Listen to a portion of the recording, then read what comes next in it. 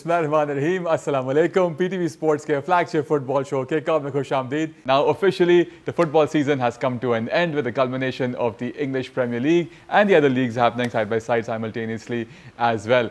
हमें कुछ टाइम पहले ही पता चल गया था that Liverpool have become the champions of 2024-25 English Premier League season. Their 20th league title and now they are at par with Manchester United. But in the recent past, of course, Liverpool के जो performance रही है has been leaps and bounds ahead of most of the clubs in Europe. और इस दफ़ा जो है trophy जो है उन्होंने फाइनली आज उठाई कल उठाई at Anfield in front of their fans and 2020 में भी उन्होंने ये टाइटल अपने नाम किया था but at that time because of Covid they could not celebrate with their fans so उन्होंने कल एनफील्ड पर ट्रॉफी उठाई और सेलिब्रेशंस हुई.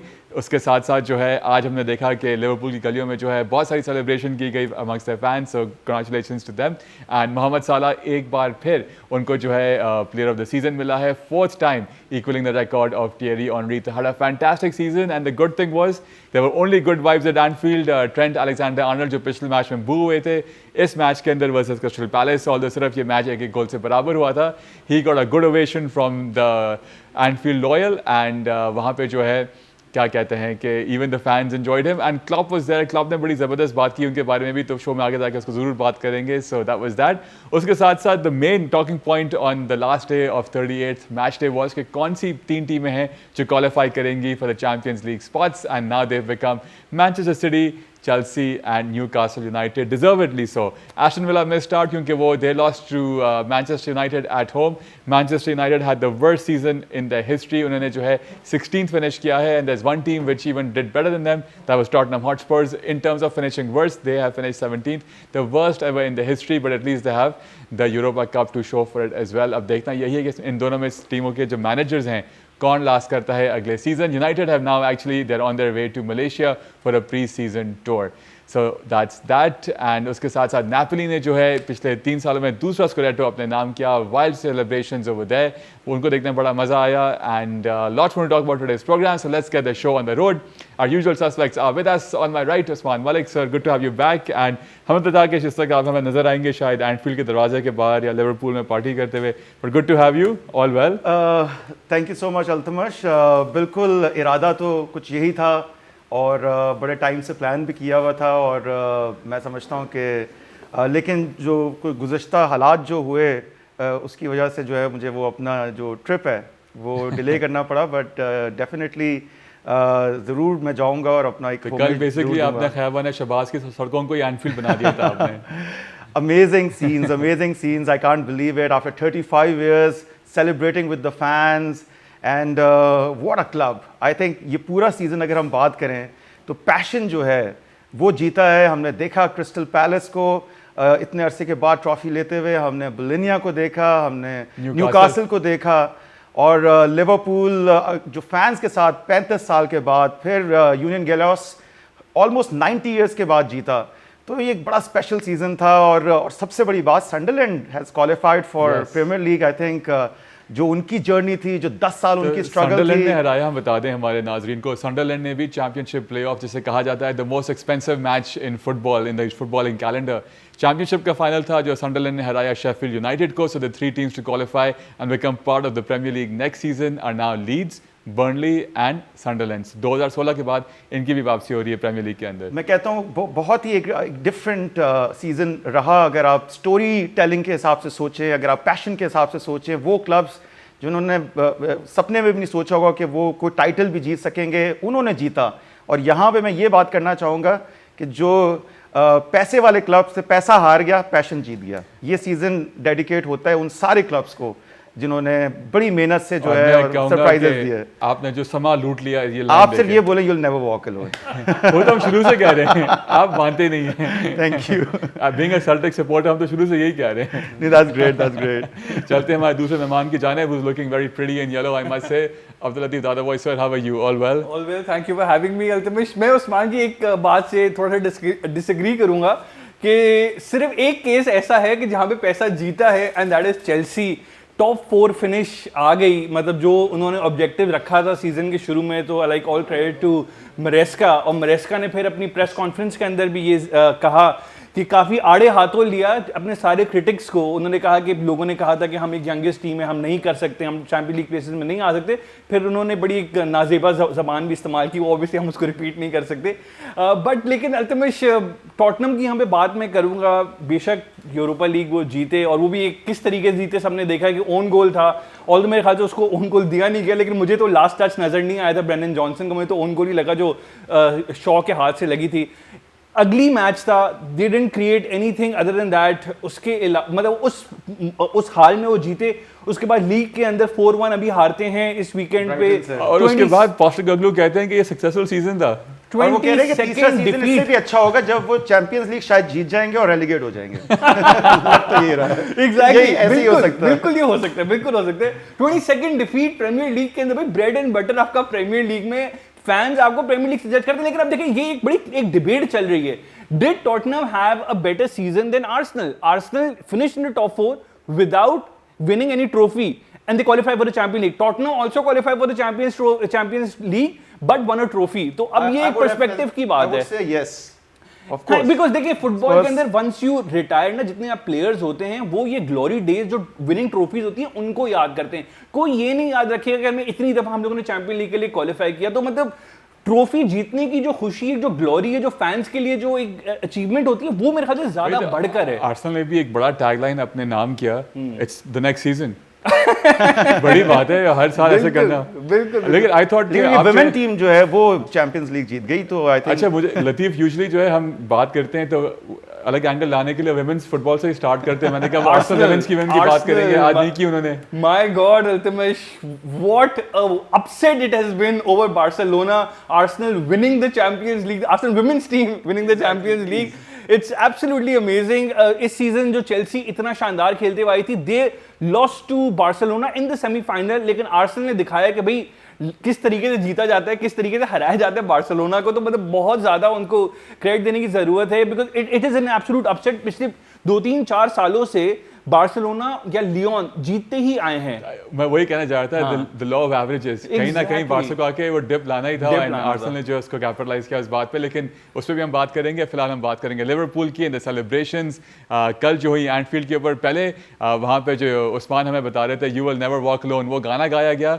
उनके लेजेंड्स भी जो पुराने लेजेंड्स हैं और करंट उनके जो managers, all the important people were there in the Anfield stands, सब मिलकर वो गाना गा रहे थे। उसके बाद ट्रॉफी दी गई उनको after the 1-1 draw with Crystal Palace. अच्छा एक और बड़ी चीज़, अच्छी चीज़ देखने को मिली, क्रिस्टल पैलेस ने लिवरपूल को गार्ड ऑफ ऑनर दिया, और फिर लिवरपूल ने क्रिस्टल पैलेस को गार्ड ऑफ ऑनर दिया for winning the first trophy after so many years, in fact the first major trophy. बिल्कुल एब्सोल्युटली। तो ज़रा सेलिब्रेशंस के विजुअल्स देखते हैं, उसे एंजॉय करते हैं। अमेजिंग। हमें भी उस्मान को रोकना पड़ रहा है, वो भी फ्रीड फ्रॉम डिज़ायर यहाँ पे गा रहे थे, और लतीफ़ पिछले साल जो वन किस गा रहे थे उनको रोकना पड़ रहा है डोलीपा का। But yes, 20th league title for Liverpool, now tied with Manchester United, but of course the gulf between the two clubs is huge at the moment. जो इनके मेन प्लेयर्स थे, अगर मोहम्मद साला की बात करते हैं, 4th golden boot for him and tying an all time record with Alan Shearer and Andy Cole. इस एज पे आके याद रहे कि ये जो सीज़न था उनका, कॉन्ट्रैक्चुअल इश्यूज चल रहे थे टिल आई थिंक दिसंबर। पता नहीं था कि वो खुद कह रहे थे कि मुझे पता नहीं कि मैं क्लब के बाहर हूँ या अंदर हूँ। उसके साथ साथ परफॉर्मेंस में डिप नहीं आया। वैन डाइक की अगर हम बात करते हैं, ट्रेंड की बात करते हैं, टिल द लास्ट मैच उनकी परफॉर्मेंस आप देख लें। साथ ही ग्रावेनबर्च का जो जिस तरह से अर्ने स्लॉट ने उनको यूज़ किया, ये वो सीज़न है जब क्लब ने छोड़ा, अर्ने स्लॉट ने संभाला with hardly any signings, Frank Chiesa आए थे, बस दैट्स इट। उसके साथ इस टीम को जिताना amazing achievement by this club and a big congratulations to the fans. जी उस्मान, कैसे इसको पूरे साल को आप सम अप करेंगे? व्हाट अ टाइम, सबसे पहले what a time to be a Liverpool fan. और जो लोग ये देख रहे हैं जिस तरह की सेलिब्रेशन और 20 title along with United, I think the most successful club, जो बच्चे यहाँ से फ़ैन बनेंगे, वो आप सोचें कि वो जो क्रॉप निकलेगी और वो जो पैशन जिस तरह से वो है। वी होप कि 30 साल और वेट ना करना पड़े इसके बाद। आपके सामने है, क्योंकि हमारे कुछ ऐसे दोस्त हैं, कोई एक्सपेक्ट नहीं कर रहा था। हमारे कुछ ऐसे दोस्त हैं जिन्होंने 80s में वो देख के फैन बने थे और फिर वो अब जाके एंजॉय कर रहे हैं। देखें, मैं आपको सिर्फ मिसाल ये देता हूँ कि बिल शैंकली ने जो फाउंडेशन रखी, उसको बॉब पेसली ने फिर आके जाके जिस तरह से ये न्यू मॉडर्न एरा का योर्गन क्लॉप और आर्ने स्लॉट जो हैं, अगर आप कंसिस्टेंसी लेवल की बात करें, आप अगर आप देखें कि कितने कंसिस्टेंट रहा, मैं ये नहीं कहता कि बिल्कुल एक परफेक्ट सीजन था जहाँ पे सिटी 90 पॉइंट्स या 95 पॉइंट्स क्रॉस कर जाए या आर्सेनल 89 पॉइंट्स पे सेकंड पोजीशन पे आए, but the way they have conducted themselves marvellous और बड़ी मजबूत, जिसे मैं कहता हूँ ना कि उनकी ये फाउंडेशन बनी हुई है। दूसरी तरफ मैं एक चीज़ ये करूँगा कि अभी सेलिब्रेशन हो रही है और 3 नए साइनिंग्स की भी बातें होना शुरू हो गई हैं। फ्लोरियन विर्ट्ज जो कि एक स्टेटमेंट साइनिंग होगी, 125 मिलियन यूरोस की बात हो रही है। Frimpong is already there, Milos Kerkez. तो I think they are already showing the statement of intent के अगला सीजन में क्या करना है। और टेन हाग के खिलाफ कुछ है, वो बेचारे टेन हाग साइन करते हैं लेवरकुसन के साथ और उनके मेन प्लेयर्स पहले से ही वो जो है वो अलोंसो वहां चले गए। Obviously I am kidding as well. जी लतीफ, कैसे सम अप करेंगे आप? Altamish, what an outstanding achievement. देखिए 52nd ओवरऑल मेजर ऑनर था इंग्लैंड के अंदर, ठीक है ना, तो ये बात खत्म हो गई है। It is the greatest club in England right now. Menu से चाहे वो यूरोपियन अचीवमेंट हो उससे आगे हैं वो, चाहे वो डोमेस्टिक हो, डोमेस्टिक में टाई कर लिया, लेकिन कोई इस बात में शक नहीं है कि लिवरपूल अपना 21st टाइटल यूनाइटेड के 21st टाइटल से पहले आने वाला है। तो I mean kudos to the team. बहुत बड़ा एक इंस्टीट्यूशन है अल्तमिश। इतनी एक ऐसी चीज़ें थी इस जो सेलिब्रेशन हमने देखी कि यहाँ पे मेंशन करना पड़ेगा, जर्गन क्लॉप ने जब 2 दिन पहले आके ट्रेंट अलेक्जेंडर आर्नल्ड के हक में बात की कि भाई उसने इतना सब कुछ दिया है क्लब को और फैंस को इस तरीके से बू नहीं करना चाहिए, तो फैंस ने भी रिस्पेक्ट की उनके वर्ड को। और वो it was such a heart warming thing to see कि जब वो सेकंड हाफ के अंदर आते हैं ट्रेंट और जिस तरीके से फिर क्राउड उनको लव शो करता है, अप्रिशिएशन शो करता है। आपने वो बात कर दी है तो वो भी देख लेते हैं। हमारे शो का वो हिस्सा है। जर्गन क्लॉप 2 दिन पहले लिवरपूल आ चुके थे एंड फैंस को मुखातब करते हुए ट्रेंट अलेक्जेंडर को लेके उन्होंने बात की। हॉट टॉपिक था, बॉयहुड क्लब था उनका ट्रेंट अलेक्जेंडर आर्नल्ड का, और 20 साल बाद वो छोड़ के अब जा रहे हैं रियल मैड्रिड, तो उनके फैंस बहुत नाराज थे। तो उस बात को लेके जो साबिक मैनेजर हैं जर्गन क्लॉप, उन्होंने क्या कहा अपने फैंस को, आइए सुनते हैं। मेरा आपसे एक डिसएग्रीमेंट था एक टाइम पे अबाउट ट्रेंट अलेक्जेंडर आर्नल्ड, और उस वक्त आपने भी इसी बात को उठाया था कि प्लेयर ने अगर 20 साल दिए हैं उस क्लब को तो ही हैड वॉन एवरीथिंग। और आई थिंक राइटली सो, आपकी बात को मैं सेकंड करता हूँ। यॉर्गन क्लॉप ने भी वही बात की कि ये हमारी इथोस ही नहीं है, हमारा ऐसा जो क्लब की डीएनए वही ऐसा नहीं है कि हम इस तरह से अपना जो प्लेयर है उसको हम बू करें या डिस्करेज करें। और यही हुआ, पूरी फैन बेस चेंज हो गई। और जिस तरह का जो खिराज तहसीन पेश किया है अलेक्जेंडर आर्नल्ड को, और वो खुद भी टीयर्स में थे, हमने देखा कि उन्होंने क्लब के बैच को वो किया। और फिर अगर आपके ऐसे मेंटोर्स हों क्लॉप जैसे और स्लॉट जैसे या जिस तरह का वो है, मैं अभी देख रहा हूँ आपकी आंखों में आंसू आ गया ये बात सुन के। नहीं, ऐसा कुछ भी नहीं है। नहीं, मुझे ऐसा फील हो रहा है। नहीं, लेकिन आने भी चाहिए। लेकिन अमेजिंग स्टोरी। और मैं तो जब से क्लब आए, not being a Liverpool supporter, if anyone asks me I say I am a Jurgen Klopp supporter. Absolutely, that's true. And ultimately अच्छा चले, हम तो वो थे ही, लेकिन ऑन ग्राउंड फिर अलेक्जेंडर आर्नल्ड का जो रिएक्शन था, he was so overwhelmed with emotions अपनी फैमिली के साथ। फिर जब वो इतना बेचारा रोया है, उसके इतने आंसू निकले हैं, it was such a heart touching moment. और उसने कहा भी ट्रेंट ने कि भाई I wasn't expecting this sort of love from the fans, because fans ने फिर अपना जो ना दिल खोल दिया अलेक्जेंडर आर्नल्ड के लिए। और एक और मोमेंट जो यहाँ पे मेंशन करना चाहूंगा कि जो 1980s के अंदर जब लिवरपूल अपना टाइटल जीता था, तो वो जो उस जमाने के जो कैप्टन थे, एलन ह्यूसन नाम था उनका, वो साथ थे वैन डाइक के। और जब वो उन दोनों ने साथ मिलकर ट्रॉफी पकड़ी, तो that was such a nice gesture के जब फैंस के सामने 1980 में जिस कैप्टन ने सेलिब्रेट किया था, आज वो दोबारा वैन डाइक के बराबर भी थे। बिल्कुल, वो तो क्राउड में थे, वो तो क्राउड में 2020 की उन्होंने जीती थी ना कैप्टन। जी, लेकिन वो भी थे। बिल्कुल, वो क्राउड में थे। इसका पॉइंट है कि जो लास्ट एनफील्ड पे जिसने उठाई थी, वो क्राउड के सामने दोनों कैप्टन पिछले 80s वाले उठाने वाले, और यहाँ पे वैन डाइक एक साथ ट्रॉफी पकड़ के खड़े थे।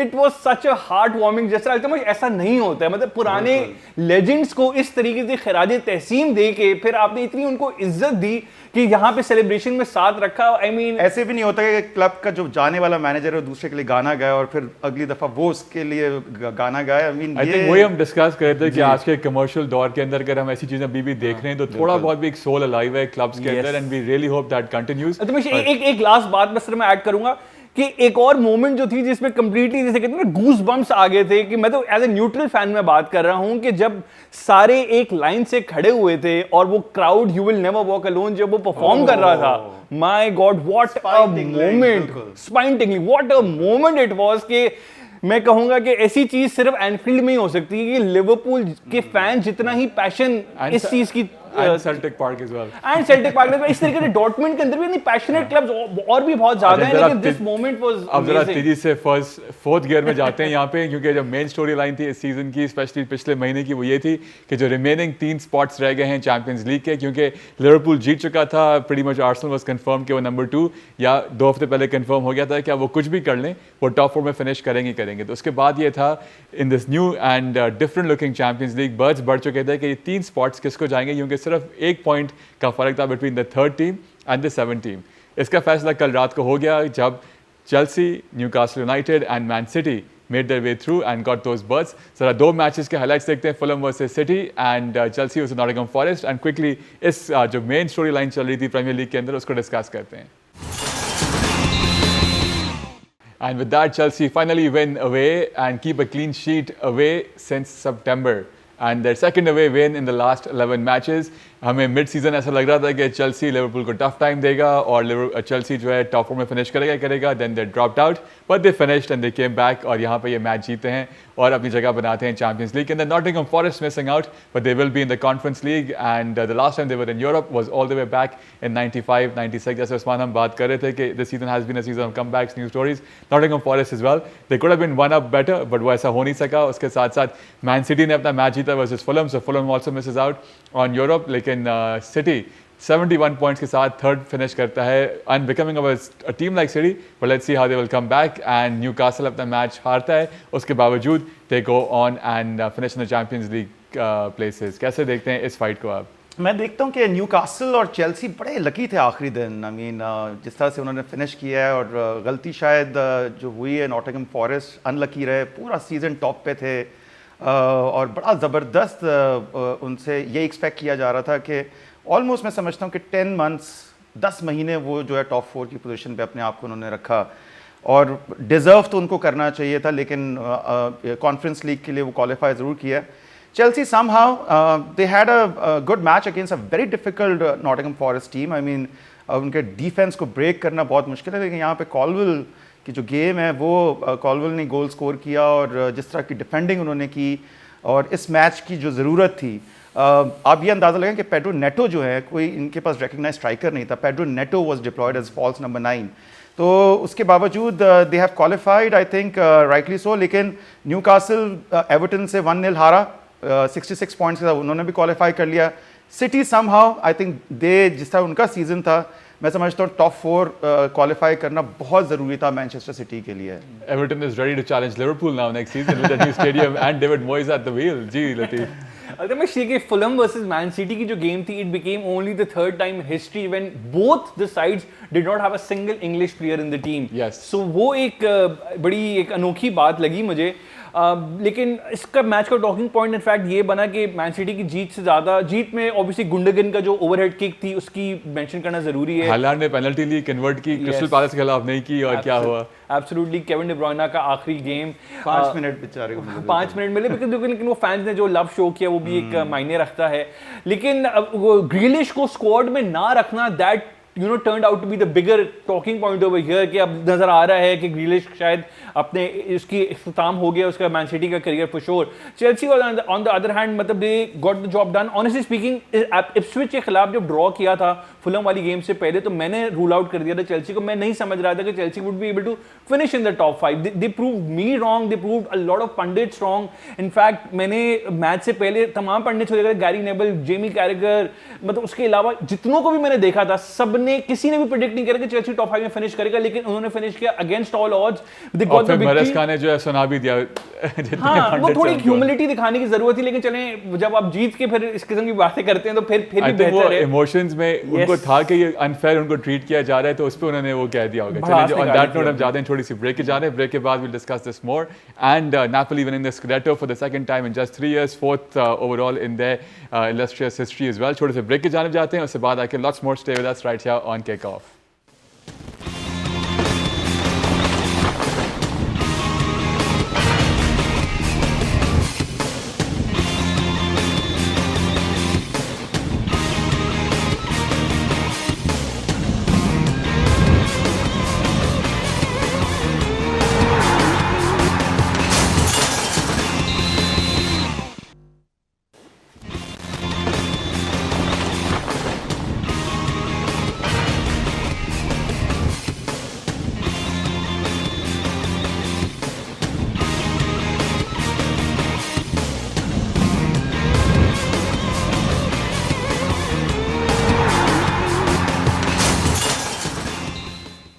Break के बाद खुश आमदीद. Thank you for staying with us right here on Kickoff. Break से पहले we discussed Liverpool and their victory in detail. उसके साथ साथ जो बड़ी स्टोरी लाइन थी in the English Premier League के जो 3rd, 4th and 5th positions हैं वहाँ पे कौन फिनिश करेगा और कौन जगह बनाएगा चैंपियंस लीग के अंदर, हमने उसको डिस्कस किया because Man City, Chelsea and Newcastle United have finally grabbed those spots और साथ साथ Tottenham Hotspur from England will also be in the Champions League by the virtue of winning the Europa League. अब हम बात करेंगे one team which very had a disastrous season as per their own standards and कह सकते हैं कि the worst in their history so far, and that talking about Manchester United. उनका match था versus Aston Villa. Aston Villa losing at Old Trafford, United getting a win in front of their fans thankfully, and 2-0 से ये जीतते हैं. जरा इस match के highlights देखते हैं फिर इनका सीजन डिस्कस करते हैं. Finally, something to cheer about for Ruben Amorim and Manchester United because they finished 16th and not 17th because one team did them better and that was Tottenham Hotspur who also had a disastrous season. यहाँ पे 2-0 से जीते हैं. एक controversy ज़रूर बनी जब Aston Villa का goal VAR की वजह से disallow किया गया. That could have been the opening goal for Villa and this has cost Villa a place in Europe as well in terms of the Champions League. But overall, United were the better team on the day for sure. 2-0 से ये जीते हैं and Martinez को red card मिलता है, वो बाहर होते हैं जी. यूरोपा लीग के लिए क्वालिफाई किया. बिल्कुल अल्तमश, ये विला का तो ये it was just like a cup final. I mean उनको तो और मुझे समझ नहीं आता जो ब्लंडर्स किए हैं और जैसा यूनाइटेड खेला है, अगर ऐसा वो पूरे सीज़न खेलते तो शायद उनकी पोजीशन काफ़ी ज़्यादा बेहतर होती. दे could have scored like 4 to 5 goals. लेकिन यहाँ पे जो मार्टिनेस की जो ब्लंडर मैं कहूँगा, उनका शायद ये आखिरी मैच होगा विला के साथ, हो सकता है वो इसका हिस्सा ना रहे. जो उन्होंने वो ब्लंडर किया हॉयलैंड को, बिल्कुल वो क्लियर थ्रू थे और वो रेड कार्ड, उसके बाद पूरी जो गेम की डायमेंशन है वो चेंज हो जाती है. और फिर हम देखते हैं कि जॉनी एवंस को भी एक आखिरी जो है मौका मिलता है, शायद उनका भी आखिरी मैच है. एरिक्सन भी आते हैं और वो जब दोनों आते हैं तो वो एक डिफरेंस हमें नज़र आता है गेम के अंदर. और वो 10 मैन भी था. जॉनी एवंस को भी बिल्कुल क्लोज चांस मिला जो उन्होंने मिस किया. एरिक्सन ने वुडवर्क हिट किया, फिर उसके बाद उन्होंने पेनल्टी पे स्कोर भी किया और अमाद डियालो ने पहला गोल स्कोर किया. They could have created more और बड़ी एक अच्छी फुटबॉल खेल रहे थे. But that's the story of their season. एमरॉम ने बाद में जो है वो फैंस के साथ भी बात की है और ये बताया कि it was a nightmare of a season and really hope कि अगला सीजन जो है वो ऐसा ना गुजरे और हम थोड़ा सा बेहतर अपने बात करके सीधा निकल के मलेशिया प्री सीजन टूर के ऊपर जी लतीफ. बिल्कुल, he has to make up for lost revenue ना, कि वहाँ से तकरीबन 10 मिलियन तो आने ही है बिकॉज अगले सीजन जो उनकी जो शर्ट स्पॉन्सरशिप डील है उसमें से 10 मिलियन कम हो जाएंगे because they haven't qualified for the champions league या यूरोप इनफैक्ट. तो लेकिन इस गेम के अंदर ultimate Aston villa were totally hard done by. चले ठीक है, पहले हाफ के अंदर जो रेड कार्ड आता है वो भी थोड़ा डिबेटेबल इसलिए था बिकॉज जो पहला वो जो आखिरी टच लिया था हॉयलैंड ने, बॉल वाइड चली गई थी, उसके बाद उसको धक्का दिया एमी मार्टिनेज ने. तो शायद वो लास्ट मैन नहीं थे बिकॉज वो कवरिंग डिफेंडर्स भी आ रहे थे, तो वो भी एक कॉन्ट्रोवर्शियल डिसीजन थी. चलें उस पर मैं बहस नहीं करता हूं, आपने दे दिया रेड कार्ड. सेकंड हाफ के अंदर just before United score it was absolutely horrible to see that mistake from the referee. और रेफरी जो है ये इसका सिर्फ 3rd सीजन था प्रीमियर लीग में, वो इतना एक्सपीरियंस नहीं था, उसको मेरे ख्याल से वार की आदत ही नहीं थी क्योंकि लोअर लीग्स के अंदर तो वार होता ही नहीं है. तो उसने पहले से विसल ब्लो कर दी. He did not let VAR intervene क्योंकि जब विसल ब्लो हो गई तो प्ले वहां पे रुक जाता है. और वो जब वो इंसिडेंट ये था कि बाइंडर को जब बॉल मिली थी तो वो he was not in control of the ball और मॉर्गन रॉजर्स आके उनसे बॉल छीन के बैक ऑफ द गोल डाल दी थी उन्होंने. और रेफरी अगर 2 सेकंड और वेट कर जाते तो फिर वार को मौका मिलता इंटरवीन करने का, वो गोल अगर अलाउ हो जाता. तो हमें जहन में बात रखनी चाहिए कि Aston villa just needed a draw. एक ड्रॉ काफी होता उनको चैंपियन लीग में ले जाने के लिए. But Newcastle just got lucky. Officially उन्होंने कंप्लेन भी कर दी इस बात की. बिल्कुल अल्टीमेटली. लेकिन 100 मिलियन का लॉस ऑफ रेवेन्यू प्लस वो अपने प्लेयर्स को होल्ड नहीं कर पाएंगे. और it was such a delight to see Aston Villa in the champion league this season because हमें क्वार्टर फाइनल तक वो पहुंचे हैं और जिस किस्म का फुटबॉल भी उन्होंने खेला बड़ा मजा आया देख के. तो I was really absolutely deserve करते. न्यूकासल से ज्यादा डिजर्व करते. And ultimate football is so unpredictable. दुनिया के हर पंडित ने कहा था कि भाई न्यूकासल सेंट जेम्स पार्क पे एवर्टन को हरा देगा, लेकिन ये किसने नहीं सोचा था कि एवर्टन इस तरीके से फिर न्यूकासल को हराएगा वहां पे. एब्सोल्युटली. चलें जी, ये सब कुछ डिस्कस करने के लिए और सीजन ओवरऑल रैप करने के लिए हमने दावत दी ESPN FC के माइनस football writer, senior football writer Mark Ogden को. उनसे काफ़ी हमारी गपशप लगी सीजन के बारे में एंड सीजन कल्मिनेशन. वो गुफ्तगू आपके साथ भी शेयर करते हैं.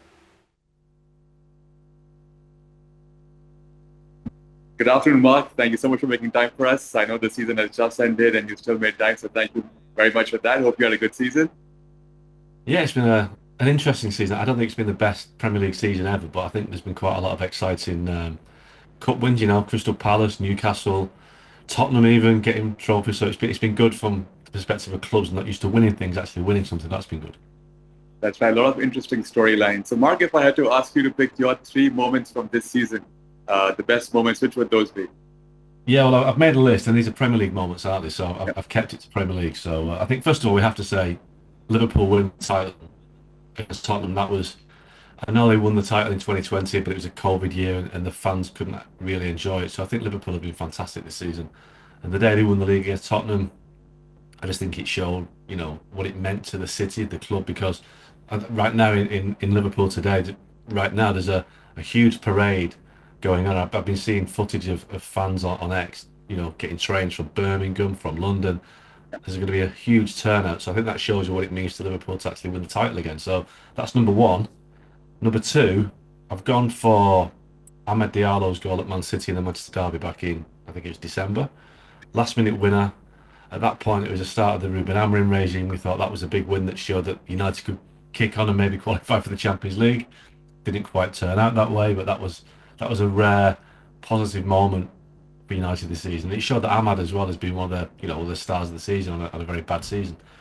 And the final one, strange one this, I'm going to go for Southampton getting a point against Man City in that 0-0 draw, because Southampton were stuck on 11 points, and had they stayed on 11 points, they would have become the joint worst ever Premier League team with Derby County from 2008. So I think it was just an incredible achievement for Southampton, the worst team in the league, to get a 0-0 draw against Man City at home, and that meant they got to 12 points. So it's not a biggest memory, but I think it's an interesting one, the fact that Southampton were able to avoid that horrible statistic. That's right. It even speaks about how Man City is also a season when, given the fact that they drew with Southampton. And if I had to ask you, the three moments which stood out for you in not the best way, and which you were actually surprised about how things went the other way for teams or maybe players as well. Yeah, I mean, obviously the top of the list has to be Man United. I mean, they finished 15th in the end, I think, which is better than 17th, which could have been at one point at the weekend. But I mean, that is the worst they've finished since they were relegated in 1974. So it's over 50 years their worst season. Lost the Europa League final. Just a terrible, terrible season. Just everything was so bad. They've set so many negative records that it feels like United have hit rock bottom now. And I think maybe they have. They have to have, really, but it's been such a bad season. So United, for me, have been massive underperformers. And this season will be defined by Liverpool winning the league, but I think it'll also be partly defined by Man United being the worst they've ever been in the Premier League. So the second one, I've gone for Tottenham. Even though they won the Europa League, the first trophy in 2008, they finished 17th, which is, one place above the relegation zone. And the question now is whether Ange Postecoglou will survive and stay in charge for another year. He's won a trophy, but he's overseen the worst league performance for, I think, again, for the first time since Tottenham were relegated in the late 1970s. So, again, Spurs massively underperformed, but they're back in the Champions League, so they've managed to get an incredible end to a terrible season. And the final one is Man City, because, Man City finished third, but they haven't won a trophy. It's just been one of those seasons where everything has gone wrong for City, and Pep Guardiola had that horrendous run in the middle of the season where couldn't get a win. They were losing every game. So yeah, they're the three underperformers for me. But I think the only thing that Man United have won this year is my underperforming team of the year trophy. Let's hope things are different for them and their fans as well in the coming season. And I was going to ask you about Manchester United and Spurs a little later on, but since you mentioned them, I'll just ask that question now. What do you think is going to happen with them in the coming season? Do you see things turning around for them? And do you see the two managers, Ruben Amorim and Postecoglou, surviving after the horrible season they've had this time around? Yeah, I think Amorim stays. I think he will be there next season. I think he will be given the time to, or certainly the summer, to help turn things around. But I think Postecoglou might leave. I don't think he's done enough at Tottenham. Even though he's won a trophy, I don't think he's done enough in the league to persuade the club to keep him. So I think he will go. Now, Tottenham's obviously, if you're a coach looking for a job, Tottenham are a big club in London, fantastic stadium. They just won a trophy. They're in the Champions League. It's an attractive proposition. So Spurs will be able to get a decent coach, and I think that they will bounce back next season. But I don't think they will challenge for the title. But I think they will be, much more competitive. And I do think United will be a lot better next season. I think they could even challenge for the top six, because I think if you look at them in each part of the pitch, I think defensively they're okay. I think they will get players in midfield who can do a more athletic job for the team, and they just need a goal scorer. They need somebody up front who can score goals, and I think they'll get Matheus Cunha from Wolves this week. they're quite confident of getting Liam Delap. I think if you had those two players to the team, you've got goals, and I think that is, had United had a goal scorer in the recent weeks, they'd have won the Europa League and they'd have finished maybe mid-table. So for me, that's the key. They'll get strikers in and they'll be better. Perfect. Let's wish both the teams the very best. And speaking of the Premier League, Mark, we saw that pretty much last month Liverpool had won. We also saw the 3 teams being relegated as well. So those 2 places were done. The fight was actually going on. The interesting storyline still the last ever between which 3 teams will get the final positions for the Champions League. And we saw that going to Man City, Chelsea and Newcastle. What did you make of the whole run-in for these places and 3 teams which have qualified? Yeah, I mean, it was a surprise that it got as tight as it did. And I think on the final day, I think Aston Villa really, really blew their chance. They finished 6 on goal difference behind Newcastle, who lost at home. I think Villa should have won at United. I think this is a bad United team who just come off a European final defeat. But Villa obviously had Martinez sent off, and then they had that situation with a goal that wasn't given. But Villa should have won anyway. So I think the teams that have got there in the end, I think Nottingham Forest would have really struggled next year in the Champions League. I think obviously the fans wanted to be in the Champions League. It's the best competition in the world. But I think the fact that they ended in the Conference League, they could win that competition next year. So if you're a Forest fan, do you want to be in the Champions League and get knocked out at Christmas? Or do you want to win the Conference League? I think I'd take the Conference League. And I think Aston Villa are the same. I think Europa League, they've got a good chance of winning it. So I think overall, I think Chelsea, obviously a big club, should be in the Champions League. Man City, recent winners. And Newcastle, I think, are a club on the up. I think Newcastle, for me, are a team that could challenge for the title next season. I think they will strengthen this summer. So Newcastle being in the Champions League is good. So the concern, if you're a Man United fan, is that these big clubs are pulling away. They'll be getting much more money from being in the Champions League, getting better players. So it's a bad outcome for Man United, but I think for the Premier League, it's good. I think that the right 5 teams have made it into the Champions League. Excellent. 6, obviously Tottenham. I forgot Tottenham. Spurs are already there. Absolutely. That's right. But Mark, thank you so much for your time, and always love your analysis. We would like to wish you the best for the summer and the upcoming assignments as well, like the Champions League final and the Club World Cup. Is going to be very busy for you. Yeah, exactly. But football keeps us in business, doesn't it? Absolutely. But we wish to have you in the coming season as well, and through the summer, hopefully at some point as well. So thank you so much. Yeah, no problem. Cheers, Al Smith. ये थे Mark Ogden, senior football writer of ESPN FC. आपने उनका तज्जिया सुना. He wrapped up pretty well the Premier League season for us, and now we look forward to more Club World Cup आ रहा है, Champions League का final आ रहा है, Conference League का भी final आ रहा है, and lots more football throughout the summer as well. And of course, the transfer window will be hot and happening as well. So on that note, we'll take goodbye from you as well. Quick predictions भी लेंगे उस्मान से. Conference League में किसको देख रहे हैं आप? जल्दी से. देखिए, मैं तो समझ रहा हूँ शायद रियल बेटिस जो है वो अपसेट करेगा. कोई अपसेट करेगा. लतीफ आपका? Chelsea to complete the European set. Perfect. चलें जी. Thank you so much for being with us. इंशाल्लाह से फिर बहुत जल्द मुलाकात होगी. Till then, take care. Good night and Allah Hafiz for now. Bye bye.